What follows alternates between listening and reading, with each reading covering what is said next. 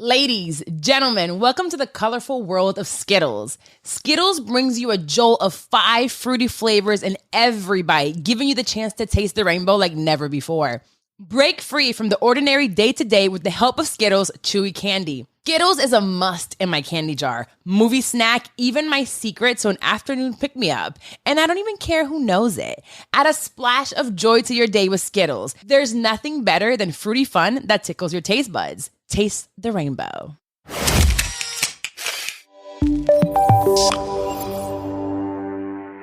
This week on Pivot with Purpose. What's the wildest lie your ex told you? I'm at work and I'm at your job and you're not there. Boy, have we been through some liars. I'm calling, hey, where are you? I'm at work.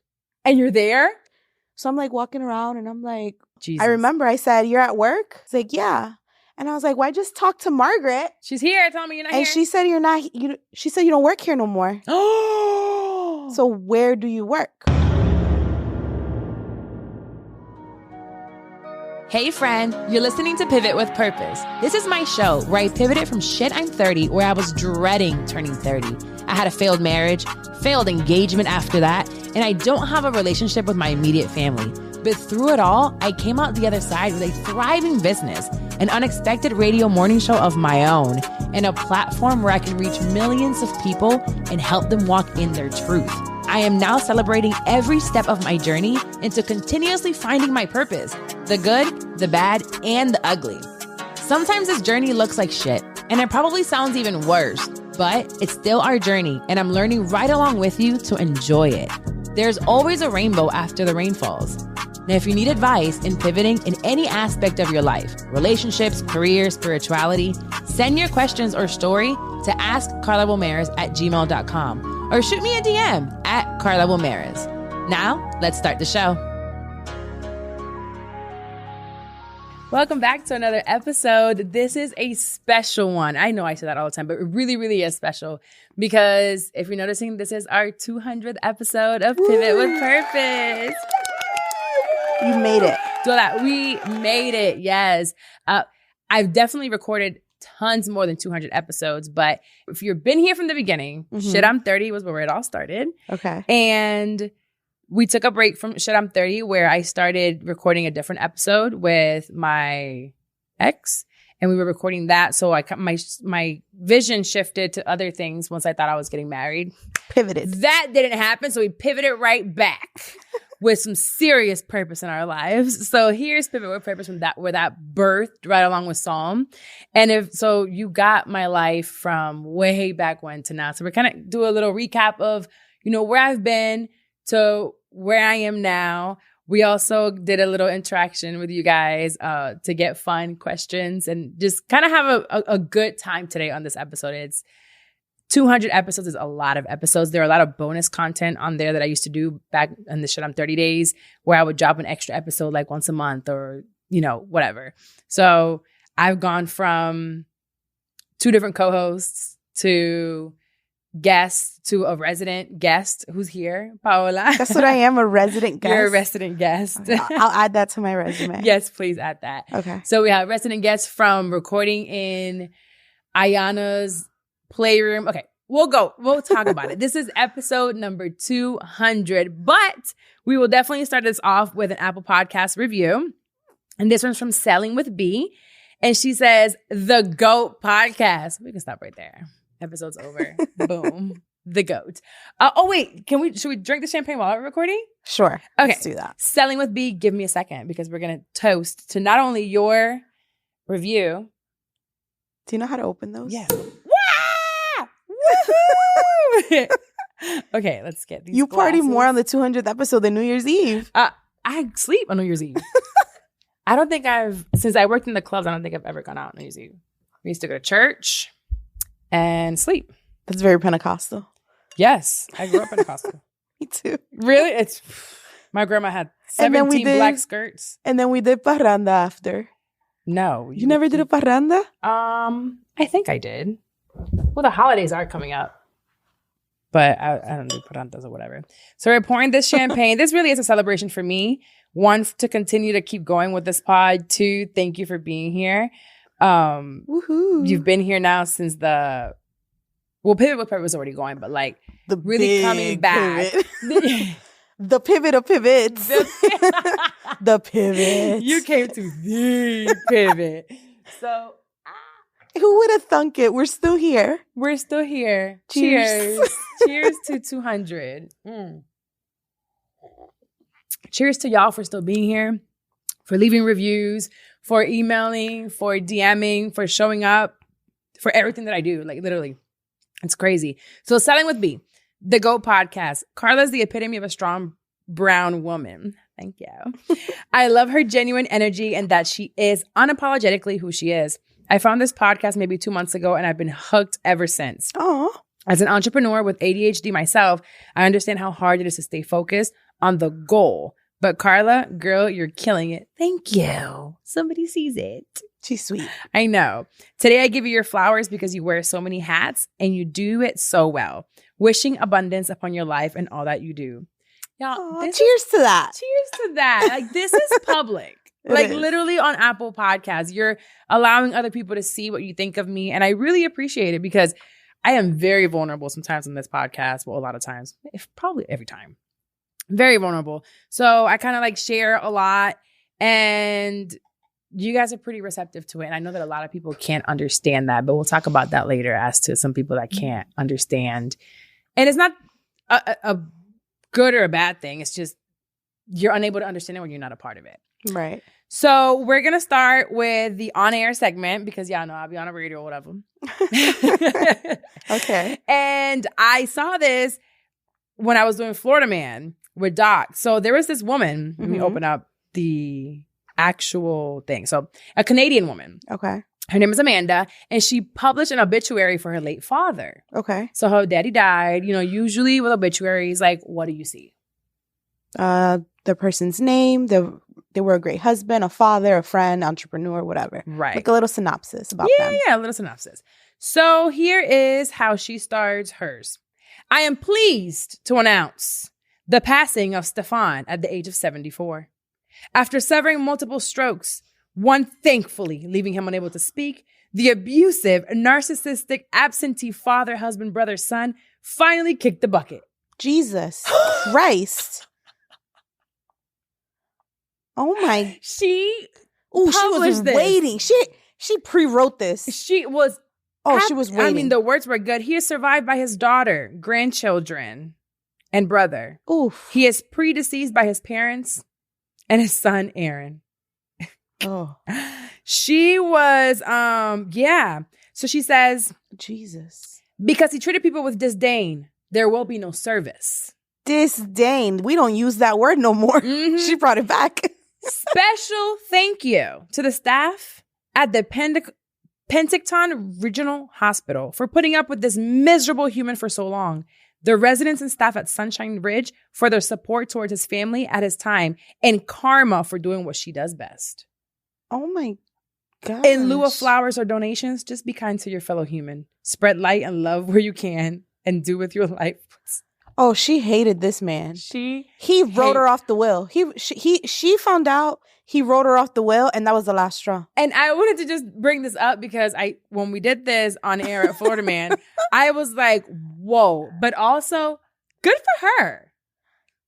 Good for her. I am not against it at all because I live such an open life that honestly, if you were an asshole to everyone around, you know what? Cheers to you, girl. You know what, Amanda? That's intense. Yes, it is intense. Yeah. But at the same time, this might have been the one thing that she needed to get off her chest. That too. That could have been the way of her getting through her grief. Yes. And then I would definitely say go to therapy because you could have also wrote this in a journal. But I feel like there might have been an exposure part of this. Like, I want to let everyone else know that he treated like shit, that you are seen. We knew what was up. Mm-hmm. Like, let me validate you. This guy was an asshole and abusive and whatever else. I just hope nobody leaves an obituary like that for me. Listen, He had to have been bad. Like, as bad as my mom has been, I don't think I would do that. I hope not. No, I wouldn't. So he had to be really bad. Also, I go to therapy. So maybe untherapied Carla might. I think that's a very that was something that was weighing on her. Like she needed to get it out of her to be able to continue to live her life. And she got it out. But if that's what you need to do, you know what? More power to you. I think it was great. And I don't have an issue with it. If you feel like you want to put an obituary out for someone, you got to pay for it. It's like $100 and some odd. Oh, she was saving for this. She's been, eso tenía su propia cuenta. She's been saving. Right. She's been the saving. Savings, for sure. Oh, she was the first one they printed. She wanted to be at the front with the big font. So there are also guidelines as to what you can put in an obituary. Really? Yeah. So you can't just put whatever. But this, clearly, all that passed. What are the guidelines? I have no idea. There is none. Yeah, whatever the guidelines. Maybe no cuss words. She was very articulate with her words. What are the guidelines if this made it through? I think the guidelines are no cussing. That has to be the only one. It has to be the it. Well, there was another article that I saw that I wanted to go ahead and bring up, and it's that science has developed a new internet addiction spectrum. So now we have a new spectrum. All kinds of ADHD spectrum. There is autism spectrum. There's narcissistic spectrum. Now there is internet addiction spectrum. Okay. So if I pull up the picture here, we'll see where we fall, kind of, into it.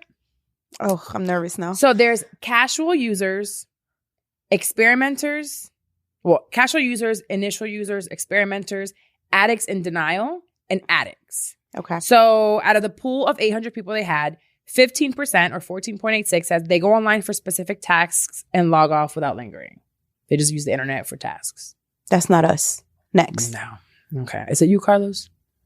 Never mind. He's not paying attention. He's just making sure shit's working. It's probably on the internet. Yeah, he's using the internet right now. Actually, addict. Initial users, 22.86%. Often find themselves online longer than they initially planned and are somewhat neglectful of household chores. Yeah, that's me. Ooh, it's so hard, especially when I go down the TikTok rabbit hole. It's like, do I wash dishes or do I continue scrolling? It's not, do I wash dishes? It's 12 o'clock. I didn't wash the dishes. Or I forgot to put the clothes in the dryer like last night. Okay. Like, oh, yeah. So that's 22%. 21.98%. Experimenters. Okay. Feel uneasy or anxious when not connected to the internet. And we're not talking about social media. We're talking about the internet. Just surfing the web. Web, social, anything internet-wise. Yeah, no. No, you can be without your phone, without being able to search anything, text. Yeah. So texting is not the internet. No. Okay. So internet. Yeah. All right. Well, I'm still there. Anxious. Bit. Yep. Addicts in denial. Display addictive behaviors like forming new relationships online and neglecting real-world responsibilities to be online. I'm not in denial. So addicts in denial. And then there's addicts. Okay. Openly acknowledge their internet addiction and recognize its negative impact on their lives. Here's where I say, I don't have a negative impact in my life. Right. I think it's more of social media also intertwines and internet intertwines with my life. Mm-hmm. So I kind of have to use it. Right. Yeah. I don't think you're an addict though. So I will say, I don't feel like you're an addict. If my phone is not next, I just do this all the time. I just fidget with my phone for no reason. I'll go on the internet. I'll check my email. I'll check social media. I'll Google anything. While I'm watching TV, I'm Googling things like Love is Blind. While it's going, I'm searching them, going on TikTok. Like I am constantly on my phone. So I think I would say addicted. If I don't have my phone, I would probably have withdrawals. Really? Mm-hmm. Like you would feel anxious? Like you would get like the anxiety? Yes, I can't be without my phone. I can put it on D&D, and I know I'm choosing to not answer phone calls. But you still have it. But I still have it, and I'm still using it. Mm-hmm. So when you call me and I don't answer, not you specifically, but like when my phone's on D&D, that doesn't mean that I'm not looking at the fact that I saw your missed call. That just means that I don't have the capacity to take on a phone call or a conversation. Yeah, I think I'm, what was mine again? The casual? Yeah, I think so. Initial user. You're an initial user. Yeah, I can scroll through my phone and I'll check social media here and there. I wake up and use social media. I'm really trying. So the past 2 weeks, I've been waking up and just saying a quick prayer. So I'm like, Carla, pray first. Before you get on Instagram. Pray first. Pastor Jay has been telling us to pray first. And here I go, not praying. So I'll do a quick prayer, touch Psalm, because, we sleep together, whatever.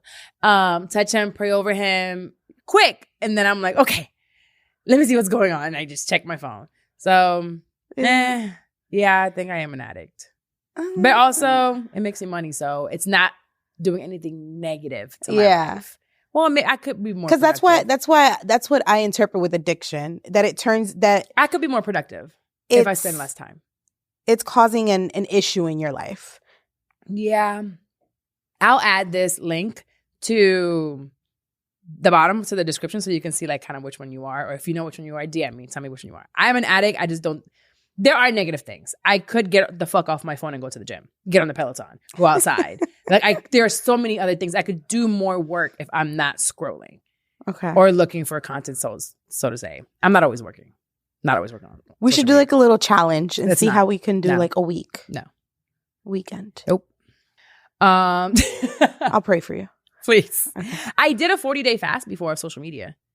And it was great. But I just think at this point in my career, I can't do that. No, I can't. So I have to fast something else. Sugar at some point. Back to the fact that it's the 200th episode. So I'll do a really quick flash of where we've been since 2017 to 2023. What a year. Wow. 2017 was a year. What a time to be alive. I was in corporate. Mm-hmm. I started this blog called Shit I'm 30. Uh-huh. My friend Mandy was starting a podcast, Horrible Decisions. And I just went for it. I started this blog and then I'm like, I'm going to turn it into a podcast. Didn't know what to do. Did it myself. I couldn't even ask her technically because she went to a studio to get it done. Right? So we would talk about it though. We started learning. 2017, Shit I'm 30 was birthed. March 2018. And then October 2018, I quit corporate.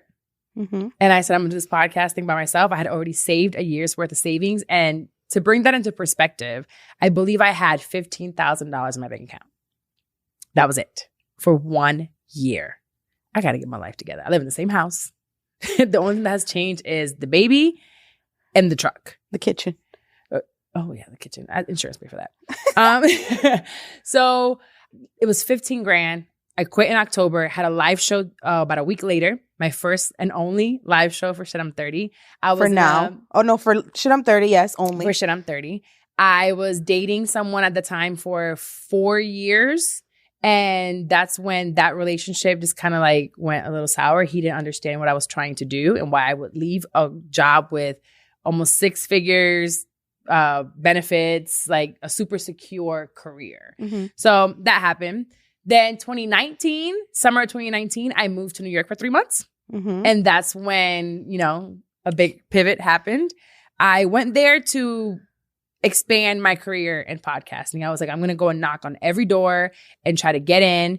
I had already a couple months prior met Charlemagne, which that episode, I don't know the number of it, but we'll figure it out. Yasmin, it's the episode where I talk about meeting him and flying to Atlanta the same day, just to kind of say, I'll work for free.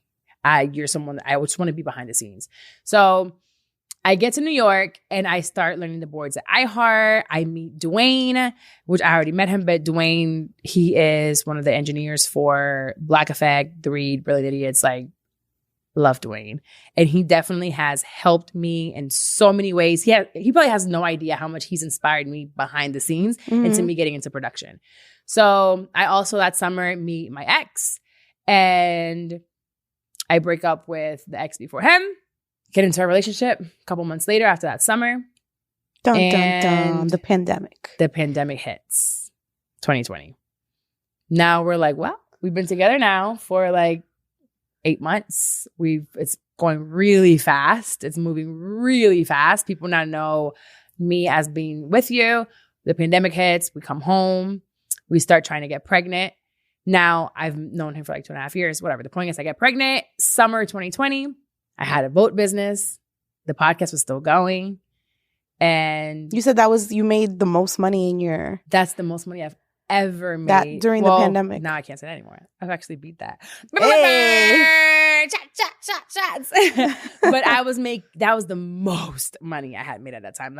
Out of your vision. Yes. It was the Academy alone. And I will definitely credit some of that to Charla because I posted a webinar and he reposted it for me. So I had a lot of people coming in and I got a lot of traction off of that, just off of a story reshare. And that's when I say you miss 100% of the shots you don't take.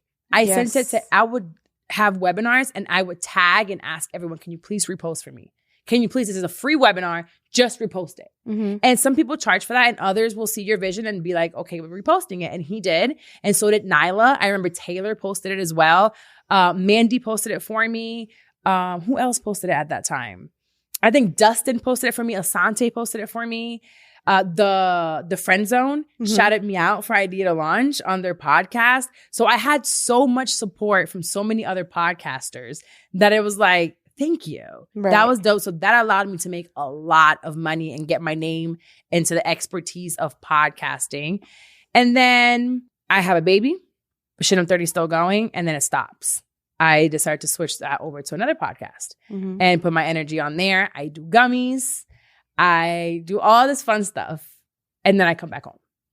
And now we are at Hi Hello Lab. So if you look back to my episodes with Shit I'm 30, I would record out of my daughter's playroom. I would have an iPhone on a tripod and record on an iPhone, then put the audio from the mic on. I had Justin Gatlin, who came on here, while we were Pivot not too long ago, but he also came on in my daughter's playroom. I had people that would just come and record with me. There was another studio. I believe his name was Anthony. I know his name was Anthony. They had a studio in Longwood, and I would record there. Ricky Padilla, came on those first couple of episodes. Mandy came on. I just had a lot of people that supported me no matter what. James Smith, the attorney, came on 2 episodes. He's the best storyteller. I actually have to bring him back. So it's been a lot. It's been a roller coaster, but now we're here. In 6 years. You came along for the pivot of all pivots, like you said, when we came with 3 camera angles and the best of the best, audio at Hi Hello Labs. And Carlos, I don't know what he saw in me. You brought me in when you were up here. I expect nothing less now, okay? I expect nothing less. I don't record in closets. I don't record don't call me for a closet. I'm not doing it. Don't call me for the closet. I'm not there. I want production. I need a call sheet. I need all that. She's lying because the last episode before this one, actually, we did it in my office with holding a mic like Bobby. No cameras. So she's lying. She's a ride or die. Well, we ain't gonna die. We're just riding. So yeah, I came in here, and one of the biggest things about, and I'll say this, not because he's here, it could have been anybody else, but I came back to Orlando kind of worried that I wasn't going to find a home to record in the quality of what I just seen in New York. I just left New York. New York had cameras, baby. They had studios. They had production. And I'm like, how am I supposed to go back to recording out of my daughter's room? I can't. Who's now a baby room. Right. And I don't necessarily have the income coming in like that. I do, but do I want to necessarily invest it? And I was like, I have to invest it. I know where this is going. I know what I'm going to do. Plus, what I was about to drop was some fire. No, it wasn't. I gave y'all a quick little teaser and y'all bit. It's called clickbait and marketing. Have you noticed that Charlotte has been a pivotal, integral part of launching your I've told him this awesomeness. Since the beginning. When I have been watching him for a long time, and he was just a male version of what I saw, that he was very unapologetic. And that he owned to his growth, right? Owned his growth. He was okay with saying, I believe that then, but not now. Right. He's one of the few people that has been very open about that. Now more people are jumping in on that bandwagon, but I can say from listening to him with Brilliant and watching him even on Breakfast Club and stuff like that, he's like, if you can't change your mind or change your perspective on things, there's something wrong with you. You can't think the same. It wasn't even for podcasting that I looked up to him. I wanted radio. My thing was radio. When I went to him, it was like, I want to be radio. I'm about to have the radio. When I quit my job, it wasn't for podcasting. It was for a radio opportunity here in Orlando on a morning show that ended up saying no to me. So one of the reasons why maybe you two are looking at me like, why haven't you made the step and the leap that you had to make? It was, I was shut down from here and told, you're too big for Orlando morning show. You still are too big. You've gotten bigger. And I don't want that to be why I can't bring something to my city. I just feel like the city needs more. Yeah. It's like, I commend DJ Nasty for still DJing. And he's in my same radio station, right? Nasty is a millionaire. Literally. He works he crazy. Opens for Beyonce. He is with Khaled. He's doing all these things. And I really look up to Nasty because no matter what, he's been on the radio locally since I was in school. Right. Literally since I was in school. So it's like, if he has that work ethic, why can't I? If he wants to rep for his city, why can't I? I understand that my brand might be a bit bigger right now, but at the end of the day, maybe I can give someone hope here locally in Orlando, where when I came back and saw that Carlos had this place had just opened, I'm like, thank you, Jesus. Mm-hmm. It was like, I didn't realize how much it was an answered prayer, why for all those years I never wanted to work in Orlando, because no one has state-of-the-art anything for media. You know, they have a room with 2 chairs and a camera. And I'm like, bro, I had better production in my fucking room. Right. So this place here is what really gave me the jump start to be like, oh, we're coming and we're coming right. Yeah. And it made sense. So seeing the growth of them, seeing the growth of myself, and partnering now, it just, thank you, Carlos. I appreciate you. And his wife is fucking bomb. His team are bomb. It's like just finding someone that's not bullshitting about the fact that they know what they do. And that's true. Are good at what they do, and they stay consistent, and it's like the growth will come. And also having an alignment. That too, 100%. That's big. And they see your vision. Yeah. They don't think you're crazy. They're like, let's do it. No, the only time Carlos said, get that shit out of here, was when I brought a tarot reader, and he was like, I don't play with that shit. And look at it now. I know. And I could only imagine like how he probably felt, but like, I'm about to tell this bitch, don't ever break. And I was like, I'm okay cool, with that. That's fine. I get it. And then I kept playing with the shit and I got fucked up. So he told me first. No, but it was worse what I did afterwards. But no, seriously, like finding someone, alignment is going to be my word. It's been my word this year, like unofficially, but I definitely want to continue that through 2024. Alignment. If it doesn't align with my values, if it doesn't align with my vision, if it doesn't align with my growth, I don't want it. Yeah. That's the only way things are going to grow. And then you align right in it. You were quiet. You're not on social media. And then you on here just letting it rip. Still not on social media like that. And you allowed me to put you on clips. That took a lot of time. Because if I'm being 100% honest, I'm a private person. Right. People don't know what I'm doing unless I say what I'm doing. Right. I keep to myself. I don't share a lot of stuff with people. But at the same time, like, this has been really fun. It's fun. It's made me be more vocal about stuff. And I think that this show has always brought me money. Not necessarily as much money. Like, I will never lie to you and say, hey, this show is what's brought me, like, the multiple 6 figures. Yes, it has brought 6 figures in. But it's me using this platform as a vessel for other businesses within the same space that have brought me the money. Right. So sometimes when people come out here and be like, oh, start a podcast, you're going to make 7 figures, 6 figures right away, they're bullshitting you because it takes a lot of work and you have to have some type of strategy to bring that money in a different way. Now, yes, they're coming in more often and I love that for us, but I've cashed in the past year on twice because it takes sometimes 4-5 months since you air an ad to get paid. So yeah, and you've taught me that. I didn't know the business aspect of it. I always wondered, like, how do you make money out of this? Mm-hmm. Like, how does it work? I have to front a lot of the money. Yeah, that, and then at the same time, you have a plan. Mm-hmm. You're honest. You will tell. I've been on strategy calls with you before. I've been on meetings with you before when I was your admin, not for funsies. And you tell people, like, do you want to do this? Why do you want to do this? Why do you want to do it? Because if it's for money, I'm not doing this just for you to get money because you may not make a lot of money. It is crazy because it's like, I'll tell you, you have to pay me. Yeah. Because the production costs. Right. But I can't promise you money right away. Right. Now, I can promise you that if we are consistent and we have a plan, the money will come in. Yeah. When, I can't tell you, I don't have Miss Cleo's ball. But you need to be consistent. This is something that you need to be passionate about. Like, so passionate and you can't be doing it because of somebody else. There is money in this shit. There's so much money. There is a lot of money. So much money. But other than know for sure, it's going to take you a minute. And even then, I will tell you, we didn't start monetizing know for sure until I believe 5 months in. I was going to say month 4 or 5. Yeah. It was about between 4 and 6 months. And we didn't see any significant money coming in advertisers wise until about 7-8 months in. When they came. But that's different. B has been there for 10 years. So when we're talking about consistency, B had a massive platform already. Right. So yeah, they kind of came in behind closed doors. But the people with no audience beforehand, like the good moms, bad choices, the horrible decisions, not see the thing is because they came in with Joe Budden. But still, because of Mandy's voice is how she got that already. Right. You know, the cocktails, the Pour Minds, like all of this, we all started around the same time, and we had to hustle. Right. We had to really, really hustle. You guys are seeing us now 5, 6, 7 years in. Right. You know, and that's when the money's really going in. So anywho, enough about podcasting. That's how we got here. 200 episodes of this podcast. We were able to do it. So this is like Carla 5.0 at this point. 5, okay. From 17 to now, about 5.0. A lot of things have changed. And then consistency, it is hard for me. But I figured like some of the things for me is with my ADHD time blocks is one of the times that I can be more consistent with things. I'll put 20 minutes, 25 minutes, get some things done. Sometimes I need an hour in between the 25-minute blocks.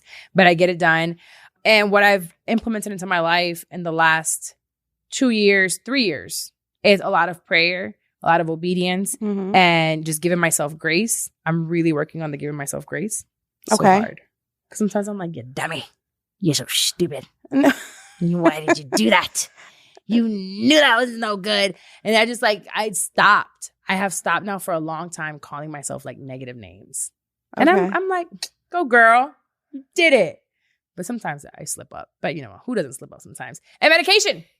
Medicated Molly. I am medicated Molly. I took Adderall today. When I don't have my Adderall, I kind of learned in the past couple of years of which marijuana helps me, whether it's a gummy or a flower. Again, an eighth lasts me like a month. So I'm not like doing drugs, but I'm doing drugs. Right. Yeah. So before we get into the questions from Instagram, I do want to say that because this is the 200th episode, I do have a special thing only for a week. Courtney, remind me to take this shit down. For a week, we're going to do PWP 200. My course, my Launch Your Podcast in 30 Days course will be up. It's $697. I used to charge $49. You're late. So $697 is my course. I'm doing it for $200. $200 1 week. So if you or someone you know want to launch a podcast, you go to idealaunchpodcast.com, go to services. It'll have somewhere for you to click. And you go to my self-paced course, $200 for the next week. And just take advantage of it. Take advantage of it. I think it's my gift to you. There's a lot of information there. You get a call with me and you can figure out if this is what you, without having a huge investment into the podcasting space. A lot of people have to spend upwards of $20,000 just to launch. To launch. You know, well, with me. You could do it other places. But with me and my expertise and me helping you, you can pay up to 20 bands. So $200 for you today. Go check it out. I'm not saying it again. So we put some questions on Instagram because we wanted to have some fun. Always. Because I'm back out here dating, talking to guys, having conversations. Going out to dinner. I went to dinner. Oh, spending a whole day. You spending a whole day. Should we talk about that? If you want to. I called him this morning and told him he would be content. I mean. All right. So you guys have heard me talk about a long-term boyfriend that I had. And I came on this podcast and he was told and sent this clip that Kaysen cut. Kaysen ain't shit, but you're good. Good job, Kaysen. Your clip cutting is top notch. Trust me. I've gotten DMs too. The editor of all editors. I had a boyfriend for 6 years that we had so much fun. We were toxic with each other, but he was my cheating ass boyfriend. He's the first time I got cheated on. And then he cheated again and again and again. And that's the only terrible thing I can really say about him. I don't think we were completely compatible, but we were toxic. I was very vocal I feel like I was the abuser in the relationship, verbally and sometimes physically. And because of that relationship with him and starting therapy in 2017 while we were still together, I think I led to the fact that I can't keep putting hands on people because it wasn't just him. I would hit everybody, and that's just what I knew. So after him, I said, this is it. Like, there's no respect here. And he wasn't a bad person. We just weren't for each other. Well, we broke up. We broke up right before I got with my ex. And we had just kind of been talking for about 6 months. We weren't together, but it was like I was still entertaining him. And now he wanted more because, of course, when they cheat and cheat and cheat for years, then they're tired. And then now they want marriage. And now they want kids. And now they love you so much. And now I'm like, Now you're the best thing for them. Right. And now I'm like, now you're getting old. I'm popping. Now you want something with me. I'm not saying that's why it was at all. I just know we loved each other so much. But I think I was already scorned by how many times I had been cheated on. I was tired of getting it. This girl called me one day. We were talking. As a woman? No, she was calling him, actually. She was calling him. He was asleep. I picked up the phone. And she said, I know who you are. She knows who she is. I knew who she was. But I didn't know when she was talking to him. She's like, I know who you are. You know who I am. I've been talking to him for X amount of time. He'd be coming over here to see me, blah, blah. I remember she would not tell me who she was. I took that phone and woke him up and bah! Who is this bitch? Blah, blah. And then I went through her text and just finally found out who she was. Not even cute. Jesus. They never are. They never are. At least get a cuter one. But anywho, I saw him for the first time. I have not spoken to him since the day we officially broke up. Mm-hmm. It's been 5 years. Never saw him again. Never spoke to him again. While I was in Dallas at Woman Evolve, I was trying to evolve. And the past came ringing. Ring, ring. It was him. He called and I was like, I immediately thought that something happened to a family member of mine because he's still close to one of my siblings. Yeah. Because he knew him before. So I was like, who died? Like, legitimately, who died? And he's like, I am so sorry I butt dialed you. So anyway, I think that's wild. He still has me on his favorites. I think it's okay. He still has me on his favorites. And I didn't believe him. Now, after 2 weeks of kind of like texting here and there, back and forth, we met up and we went to a bar. He knows the way to your heart. Food. He started texting me right after that first conversation, sending me restaurants, talking to me about food. I'm like, you know, my fat ass love to eat. That was our love language. We hit up every restaurant. Take notes, guys. There's a couple new restaurants in the city she hasn't been to yet. Take me to eat and take me on a boat. And you got me.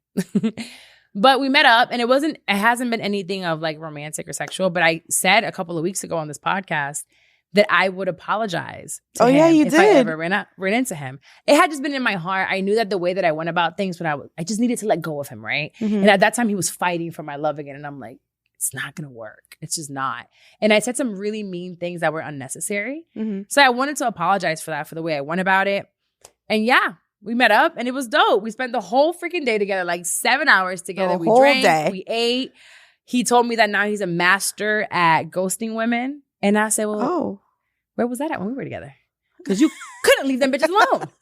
Now you're talking about, I just, they start talking to me and then I can just, boom, dead them. I don't talk to them again. I'm like, that's all I ever asked for you to cut these hoes off and now you do it. Good job. Good fucking job. Gross. Then, I can't believe it. I said, yeah, you try to tell me this like it's a good thing, but it's actually, fuck you. And so you were capable of doing this. Right. He told me, I didn't know how angry he was at me. He said, no, he's not angry at me at all. And he understood. He was like, I had some indiscretions in our relationship. Indiscretion. He used the words indiscretion. Throwback word. He's about to be 44. He is old. He still looks the same. He definitely has the Benjamin Button disease. He looked exactly the same. And it was nice to see him. It was nice to close that chapter. I think that, again, he was never a bad person. We just weren't the people for each other. Uh-huh. And it just reminded me that I am good with all my exes except the last one. You think you'll ever get to that space with your last one? You think you'll ever be able to go to a restaurant and have dinner and talk? Nothing romantic, just have a conversation like two people. I think that there have to be a lot of changes. Mm-hmm. That wasn't just a breakup, It was a lot. It was a lot. And I think there's a personality disorder there that has to be acknowledged. And I just don't think he's the type of person that I would want in my life or my son's life. Right. Until he makes some changes that I don't think will come. I'm not hopeful. I pray about it all the time. Oh, the word is not hopeful because I am hopeful. I'm not, what's the word I'm looking for? Realistically, I don't know how it will happen. You're not expecting for anything to change. No. You don't expect anything to change for the better. I think they're incapable of changing for the better. Oh, 1,000%. I don't think they have it in them. They don't have the toolbox and he doesn't want to get any better. So that, and it's like for some crazy reason, like even if doesn't matter how much time has gone by. No. They can still gaslight you. I am going to drink to this because it is sad. It's so sad. Oh, I know. Because I very recently, wished death upon someone. Yeah, I don't want to go. See, I don't want to get to that. And this is why I can now sit and talk to this ex. And him and I can have a conversation and acknowledge the things that we've been through, right? You cheated. We had physical altercations. It was never like a sadistic thing. I'll never look at my ex and all the fights that we had and think like, you meant to hurt me. Although he was cheating, he was a cheater. Okay. You know, and he told me, I said, why? I kept asking him why at the bar. And he's like, that's all I knew. Yeah. That's all I knew. I didn't know any better. I met him when he was 33. I was 26. I'm 25. That was a time to be alive in Orlando. I was popping in the clubs. I was a baddie. This right here did not exist. There's no chichos around. It was a triathlon Carla. Word. Ooh, I was a baddie. But I can look at him and be like, I can't ever say he's a bad person. My son's father. It was something, is the word sadistic what I'm looking for? Yeah. You want to hurt people. That disorder. You consciously are doing this. I wouldn't even say conscious. It's just it's ingrained in their personality. They don't even know it. They're so selfish. They don't care. They don't. But at the same time, it's like, I always used to say this. Do you sleep at night? Because it feels like the brain is always going. You're trying to see what you're getting into next. What you're doing next. What are you doing? What are you keeping up? What lie do you got to keep up with tomorrow? And who do you have to step on to get there? So it's like they're not resting. Everything is a plan. Everything is calculated. Nothing is a spur of the moment. Like, oh my God, I tripped and fell. No, you made yourself trip and fall to get this. Right. You made this happen. So it's like, at least for me, I already know it's never going to change. And I had a conversation with that person not too long ago. You did. And I literally said the two places me and you are ever going to be in the same room is in a courthouse or a wake. And I'm not going to be the one that's dead. I literally said that. Those are the two instances that me and that person will ever be in a room together. Realistically, I would love for him to get to experience our child. She's an amazing, smart, pretty, happy kid. Right. But for the fact that you can manipulate a child, that I can't let that happen. I can't let you manipulate her or be around her enough to where she may think. And she gets influenced. I don't want her to ever be like, oh, we got to help daddy because, no, we don't. We don't help. No. I don't ever want that to happen. I don't ever want her to be let down. I mean, that's going to happen regardless. And I think we shield our kids a lot. And I'll never stop if he were to say one day like, hey, I want to stop by for a birthday party. I don't think I would say no. I think I make enough money at this point where it won't piss me off. Like, I paid for all of this and you can't come by. Come through, act right for a couple hours, right? I would love for him to at least know who you are, but also know that you're incapable of being a father. My daughter forgot his name.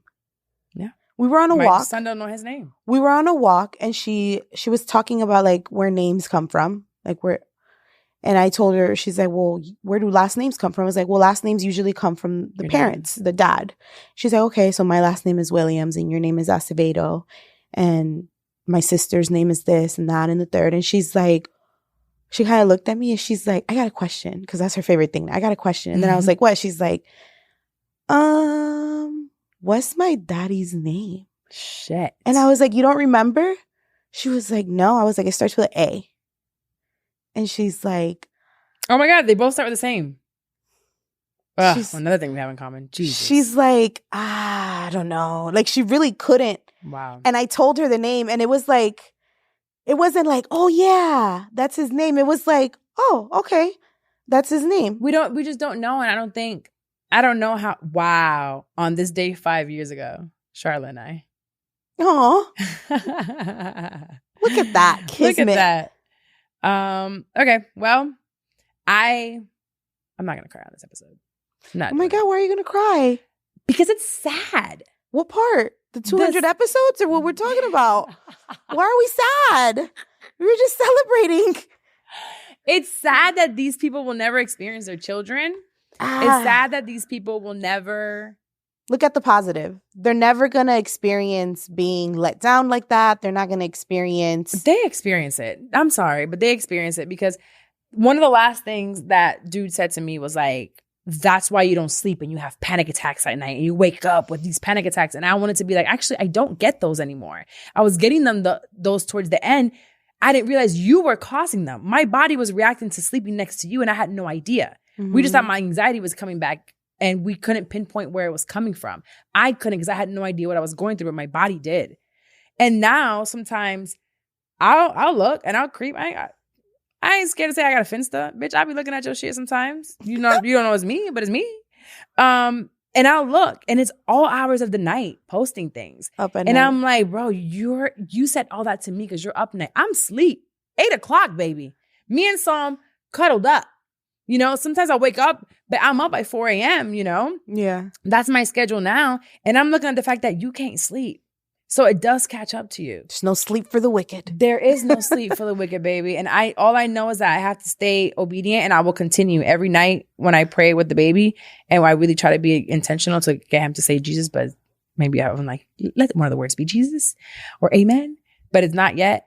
It's that one day you could do better for yourself, even if it's for yourself. You're such a good person. I feel like the Lord has so many things on his plate. He don't need to be worried about this raggedy. For your raggedy one? It's raggedy. I don't think I want. That's why I'm so hopeful to find Psalm's stepdad. It's going to be his daddy. It's going to be his daddy. It's going to be my husband. We're going to have such a good time. My Russell Wilson is out there. It's Russell Wilson, right? Yes. And my Russell Wilson is out there. We'll see how it pans out. We'll check back in another 200 episodes and see if anybody stepped up to the plate. I'll let you know. And it's taking Sami outside. Episode 300, that'll be in 2 years. Okay. Wow. Episode 300. We might see something. I decided to include you guys into some of these questions that I put on social media. And they were fun. I figured they would be like just something fun for us to do. Yes. Because I'm not crying. I know, Carlos, I appreciate you for the tissue. I'm not doing it. Not today. Fuck them niggas. Not doing it. All right. So a few quick questions before we get out of here and we do a letter. So the question we asked y'all was, what's the wildest lie your ex told you? Because boy, have we been through some liars. So let's see. The lies. The lie. What's the wildest lie your ex ever told you? Or an ex? An ex. Well, the wildest lie an ex ever told me was that he had it for the rent. Then the landlord called saying he was being evicted. So I was like, I thought you had it. I ain't put my name on this lease. I own my home. So I think that was the biggest lie. I can afford this place when you can't. That might be the first one. Can you think of one? Yeah. I'm at work and I'm at your job and you're not there. I'm calling. Hey, where are you? I'm at work. And you're there? I was standing in the... Where do you work at? At the time, Nordstrom Rack. Stop. So you can walk into the job. I took the baby because I was on maternity leave and I needed to get out of the house. I was bored. Plus, I wanted to go shopping. He told me so many great things about this store. I had never gone to it personally. I hadn't gone to it. So you're like, I would love to experience it. I was like, yeah, I want to go see it. Why not? I don't got nothing else to do. I'm on maternity leave. So I'm like walking around and I'm like, maybe he's on lunch. Lunch came and went. And I was like, I know retail. I know You did retail. Don't lie to me. I know fucking retail from the top to the bottom. You can't lie to me about retail. Where was he? He was at work. No, where was he for real? I don't know. He was at work. You never found out? I never found out. Jesus. I remember I said, you're at work? He's like, yeah. And I was like, well, I just talked to Margaret. She's here. Tell me you're not here. And she said she said you don't work here no more. Oh. So where do you work? Where are you? Where are you? I'm here with the baby. And then he hung up. Perfect. Coward. At least I would have been like, I'm deep in some vagina. You know, own up to it. Own up to it. Maybe he was in jail. Well, I asked you guys this question and I got some amazing answers. Let's scroll down. Ooh, more than I thought. So this one is from, they're all anonymous. If I shout at you and said yours, just laugh over there by yourself. His real name. It told me he played for the NBA before he got a career-ending injury. But he told her the real name. So she was able to look it up and he never played in the NBA. All right. Okay, John. That he wasn't an addict. Ooh. He was an addict. That's strong. You gotta walk away from that. You gotta walk away from that. I mean, it depends if you into that. She had a baby with him. This one I know. Oof. The number of children on the baby shower invitation was a miscalculation. Wait, what? The number of children on the baby shower invitation was a miscalculation. Wait, what? So you were having multiple children at the same time? We need whoever sent that. I need more details. We definitely at need more Just Pale. Send me a DM. I need the rest of the story. I don't know. This one, ooh. See, I'm gonna have to fuck him up. I don't know how those scratches got on my back. It was a cat. Did a gator? I hope a gator got you, and I hope you called the police. Had to have been. I need a report. Right now. 911. Yeah. This you don't know? You don't know how those scratches. I'm about to give you a couple, and you know where these coming from right now. So you either tell me where those came, or I'm giving you some new ones. I'm giving you new ones. Well, we're doing better now, so we're not gonna put hands not you, me not. Ooh, that I'm fat and ugly. I know that's right, baby. It was a lie because you was a baddie. Talking about I'm fat and ugly. Who? Where? No one's ever told me that. That's not what your friend said. Literally, guys always. I feel like guys always say that. Guys. Oh yeah, my ex said that. He said, "You will never." Oh. I said, "Do you know I have a recording February 27th. Save that for the book. When my book comes out, I have a recording where he said, Audible. No one will want you with a baby, and no one will want you after me because you're my baby mama." Well, let me tell you something, baby. They wanting. They is wanting. So they will love to call you fat and ugly and nobody will want you. Honey, someone will. Hey, ugly. This one said that he was shaving his pubic area to go on a business trip because hair was getting tangled. Bro, ¿qué? What? What does that have to do with business? Number one. What are you wearing? Like number two, how do you know it's tangled? What's happening down there that you figured out it was tangled? Men wear like boxer briefs. Are you like just putting your fingers through your hair? Like when you bored y no te gusta? Like what? His grandma died. That's messed up. I could say murió right after. I hope not. I'm telling. So I have a homegirl actually who she was married and I actually went to the wedding. He lied and said to his work that his father had died. Didn't tell her that, but lied at work to leave with another bitch and then said that he was at work to her, to a job that his dad died. His dad died 2 months later and he was perfectly healthy. So lo mató. Lo mató. I hope his dad is haunting him. That's just like pulling his toes, like you say. How can you sleep? Pull your toes while you sleep. I need more. These are fun. These are good. They couldn't wait to have a family with me. Then after 4 years said they didn't want kids. The hell? That's messed up. Planning to have kids with me and everything, and then you keep me for 4 years and they say, nah, never mind. That was a tactic to get you. Girl, right. Well, I'm glad at least you didn't have kids with them. Oh, what did you? I don't know. Was it their kid? Yikes. I don't know. That's terrible. That he doesn't have any close friends because he focused on work and me. But he has no close friends or family because he's a narcissist and refuses to hold accountability. Oh, yeah. Oh, that's a good one. They do say that. They do say I don't have a lot of friends. I don't need that many people around me. I stick to myself. That's a red flag. I want to stay out of the way. That's a red flag. I want to meet. I want to meet your friends. If you have none, I don't want to be with you. Right. That's weird. You're fucking weird. I mean, you don't have to be with your friends every day, but you have to have friends. At least like 2 or 3. Something. Somebody that can like really vouch for you. But then you really need to vet those friends because I saw friends. I didn't vet those friends enough. And hell, the friends didn't know what the hell was going on. I didn't know that girl was underage when I got her pregnant. Oh, wow. A pedophile? That's a wild lie. Jesus. Okay. The fact that you need to have that conversation with your boyfriend. Okay, we're going to end on this one. Are you ready? I don't know. This is the lie of all lies. He texted me and said he was on life support. Wait, what? He texted her saying he said he was on life support, but he was texting me. He said, I'm on life support. I'm on life support. Clearly, they don't know what that is. Fucking idiot. You're about to be on some life support. You're about to be on life support. You're going to find out what life support is. Now, something else that we fell into was dating people that we thought had, were okay off. At least you could pay your bills. Hopefully. They was broke. How did you find out the person that you thought could pay their bills was broke? How did you find out they were broke? I got a call from landlord. You did? Yes, because I was the point of contact while I was there. Well, so was that like, a call? He's like, I'm trying to figure out where so-and-so is at. He owes X amount of money. And I'm months. Months. Not money, months. Months X of amount rent. of months. And I'm like, there's no way. I just left. And it's like, oh, shit hasn't been paid since I was there. Let me park. Hold on. I was literally driving. Yeah, we were. Oh, you were there. We were driving. Hold on, let me pull over. I forgot you were there with me. See, I have a witness. He called and I'm like, and then I called the niggas like, don't worry about it. I'm taking care of everything. You don't know nothing. I'm like, well, you're about to be sued. Just saying. But yeah, the landlord definitely did call. And it's like, I'm trying to get a hold of this motherfucker. Where is he at? And I'm like, when you find him, let me know. Because I'm trying to figure it out too. He's dodging us all. He's like, well, we'll keep in contact. Oh my gosh. So how did you find out yours is broke? When he lied to his mom to tell his mom that I needed stuff for my daughter and that I was postpartum.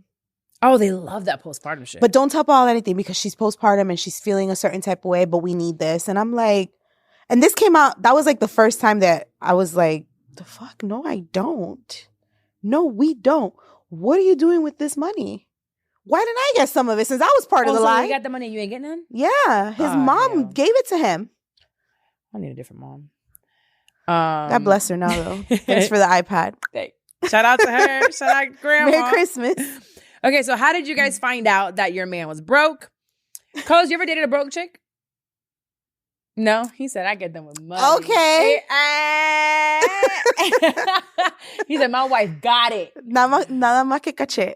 Okay, so this one, she said, he left his email open on my computer and I saw an overdraft email. Ooh. Oh, once I got that call from the landlord, I went down the rabbit hole. We did. It was so easy, You too. helped me to break into some of the stuff. We definitely saw some of that overdraft emails. Calls. Ooh, those overdraft emails are wild. I moved in with him a week into it. I came home with... Wait, why go? I moved in with him a week into it. She came home to an eviction notice. A week? A week? I still got boxes in the hallway. I haven't even unpacked my shoes, bitch. I just got here. We gotta go. You didn't know he needed you to pay the rent.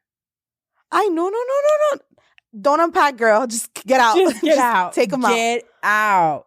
Wow. At least it was 1 week. But what if she gave up her apartment? Oh my God. A week? Do you know how quick a week happens when you're moving? This is a good one. He unplugged everything in his house to save money. Used the oven and pulled that bitch out and unplugged it after.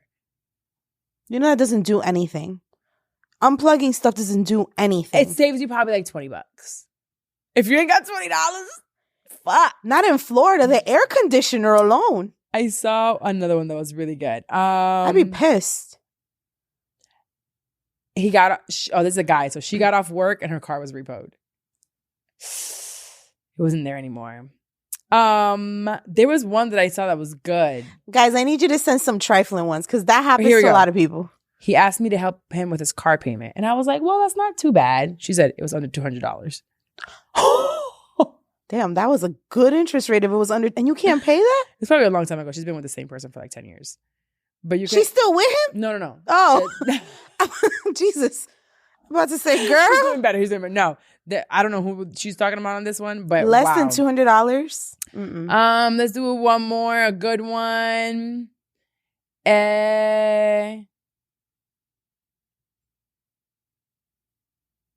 His fridge broke and asked me to send him money for a new one.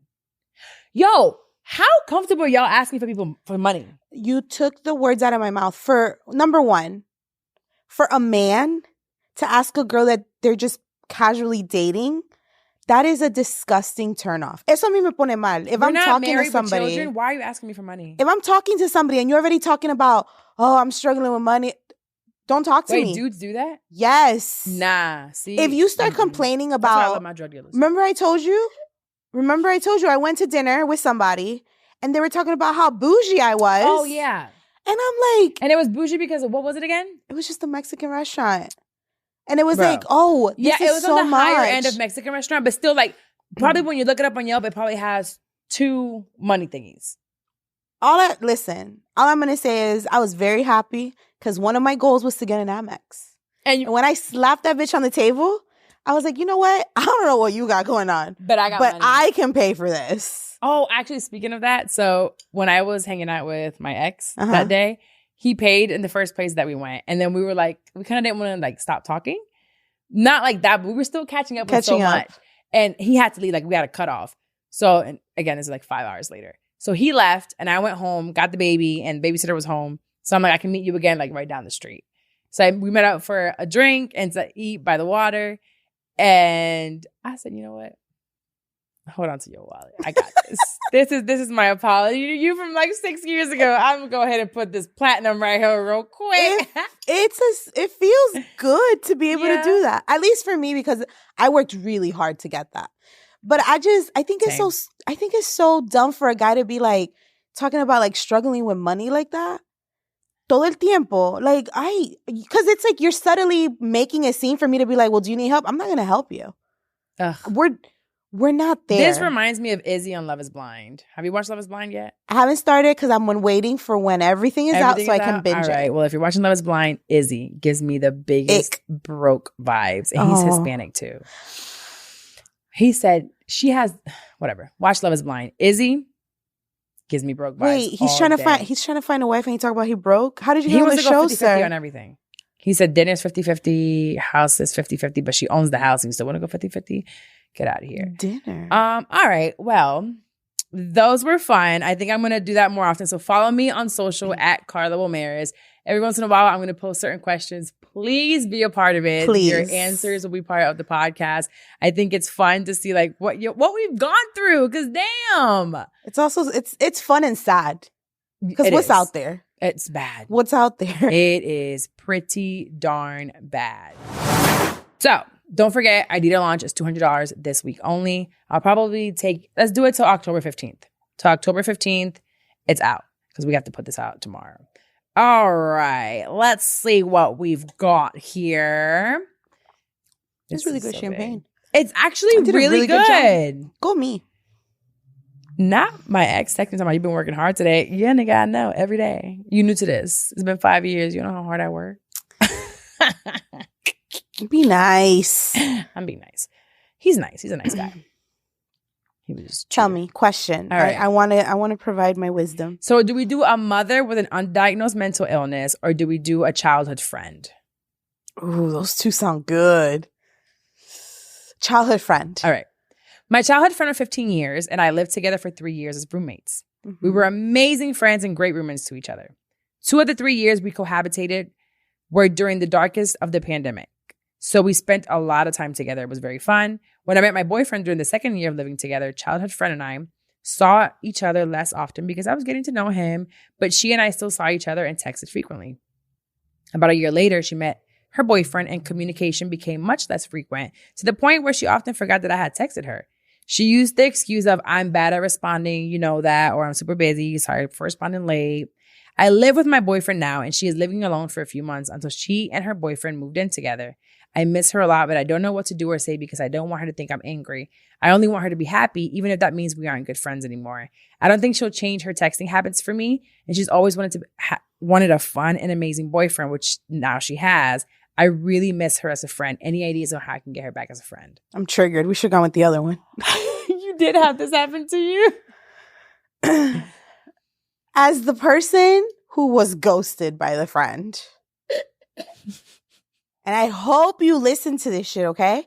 And I hope you finally call me back. Because you still talk to some of our friends, you bitch. And they tell me. But then there's some of our other friends that you don't talk to. Abusadora. Tell me how you really feel. Like the obituary. Fuck you. No. I am pleased to announce that we are no longer friends. I think be honest. There's nothing wrong with being honest. And when you're honest, you're vulnerable. So you have to know that it could hurt you what they'll say. Yes. Be honest and just say like, hey, I really miss you. I don't think people assume that you're going to be like gum stuck to each other forever. People change. Life happens. And that's okay. But I don't think if you have a good relationship with someone, I don't think life should get in the way of that relationship. Right. Even if you only check in once a month, once every 3 months, and have lunch or dinner once every 6 months, that's better than just completely ghosting somebody. Living with somebody is very intimate.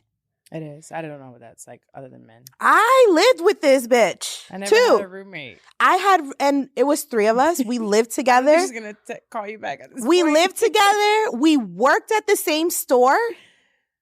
We saw each other 24/7. And you don't have closure as to what happened? No. That's the worst. Listen, I would call her on this phone right now and put her on the goddamn podcast. I will put her on the podcast.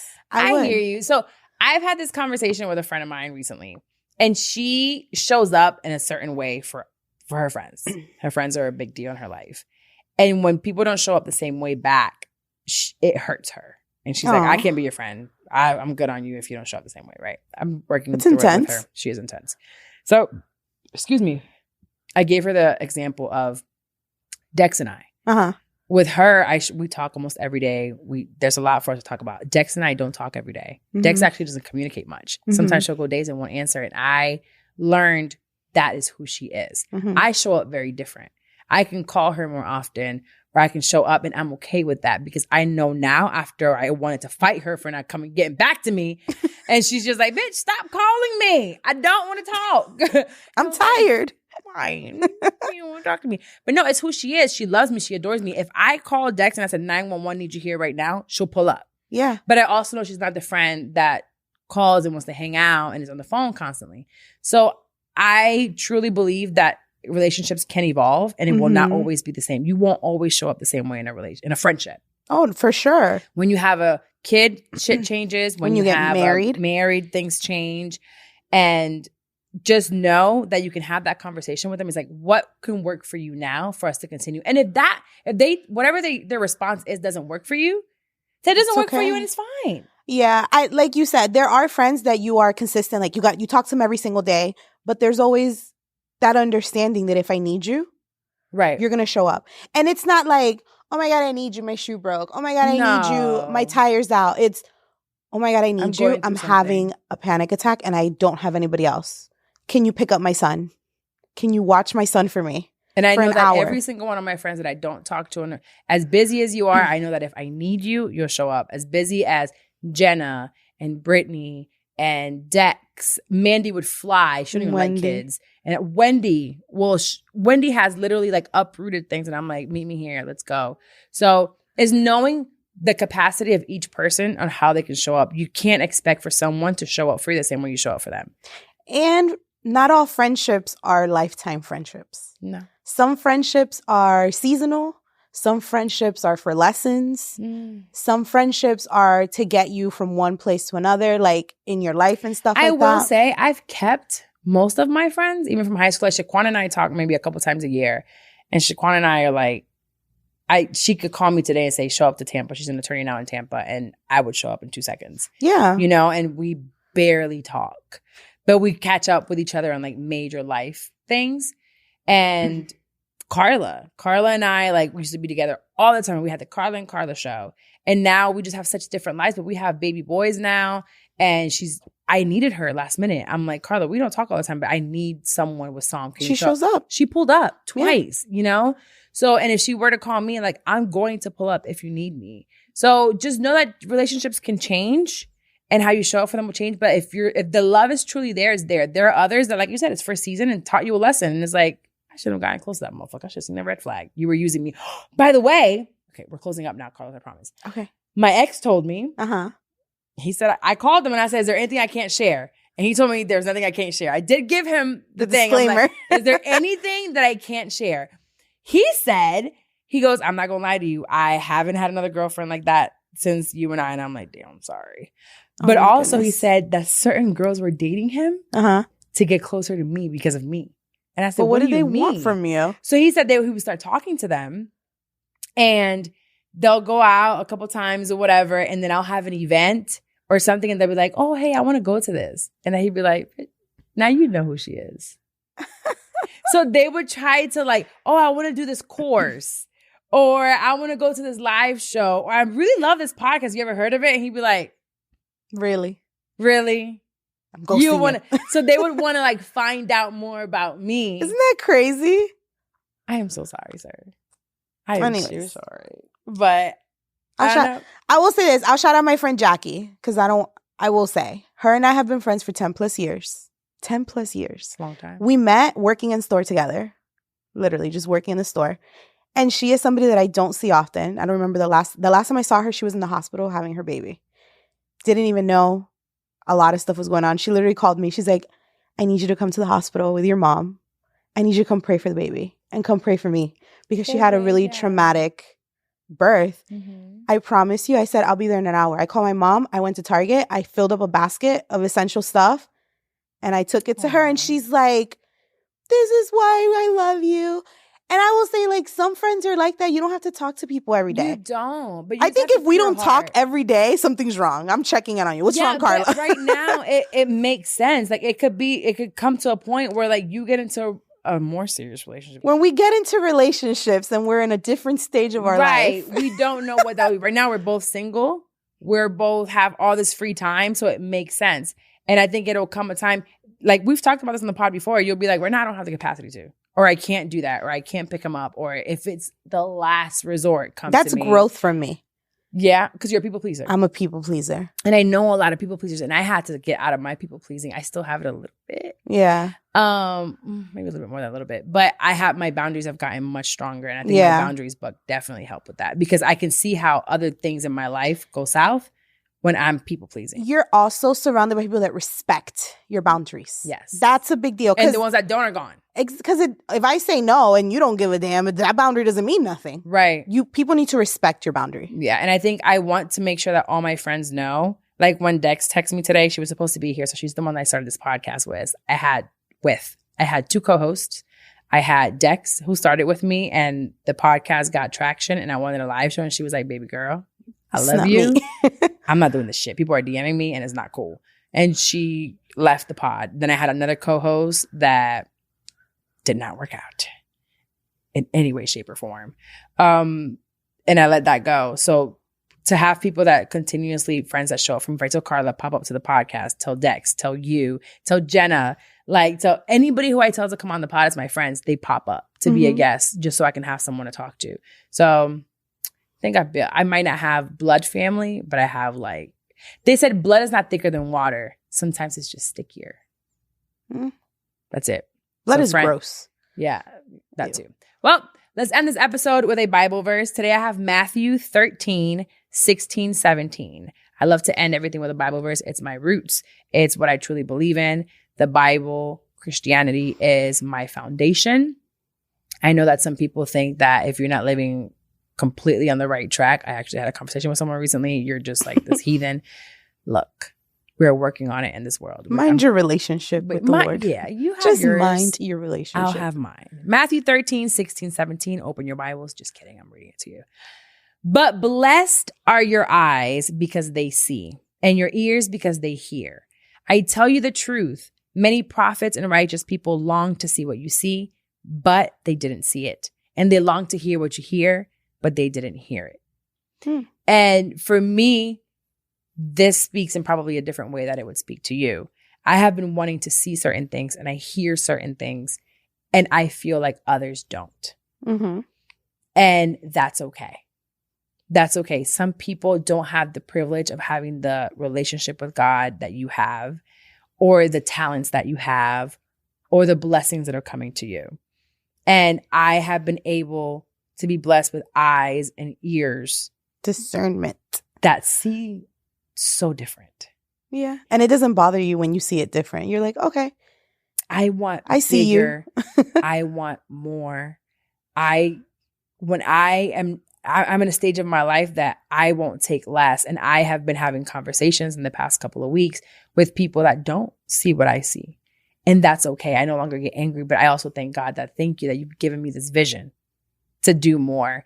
To that woman that messaged me, she's in her 50s. I know she listens. I don't remember your name. You sent me a DM about being 53 years old, 16-year relationship with a narcissist. And when I spoke, it spoke to you. I had a vision. I heard God tell me clearly, you need to speak on this, but be very careful in the way that you speak on it. And I have been very careful for the past year and a half, a little bit more, on how I brought up narcissism, how I decided to be vocal about my abusive relationship, and never to do it out of anger, just out of education and helping other women. And others can't see what I'm doing. or see what I'm doing as maybe attention seeking or just for a check, trust me, I can make way more money dropping voice notes and videos and pictures.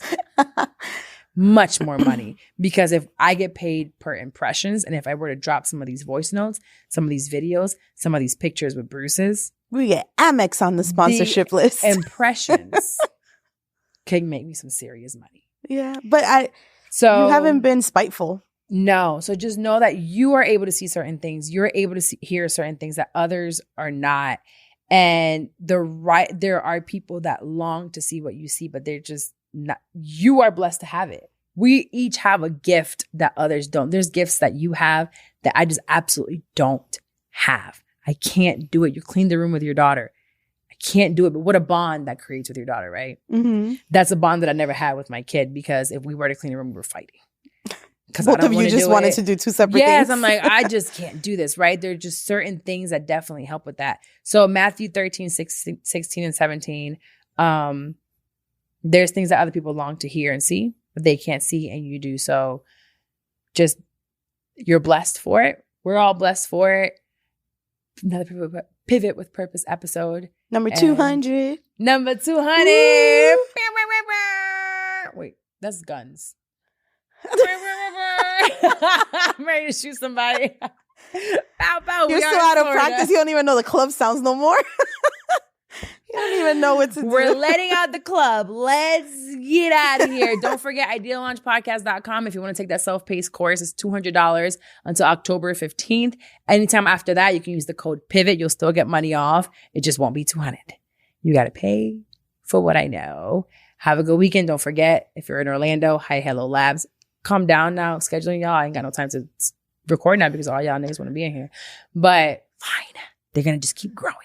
Hi Hello Labs for all video stuff. Carlos is like, bitch, shut up. I've been here a long time. We're out of here. See you later. Goodbye. Bye.